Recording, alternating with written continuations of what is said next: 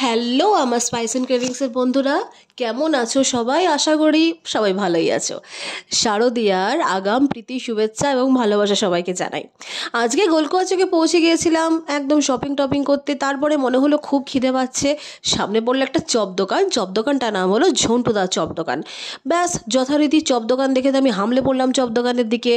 ওখান থেকে কিনেছি আমি আলুর চপ, ভেজিটেবল চপ এবং একটা ডিমের টেবিল। ডিমের টেবিলটা দেখতেই পাচ্ছ একদম গরম গরম ফুটছে ফুটছে, উফ আহা সেরা, দারুণ দারুণ। তো এরপর কি, চপটা দেখি একদম লোভে আমি কিছু লোভ সামলাতে পারছিলাম না, মনে হচ্ছিল ওখানেই খেয়ে নিই। কিন্তু না, ভাবলাম বাড়ি গিয়ে খাই।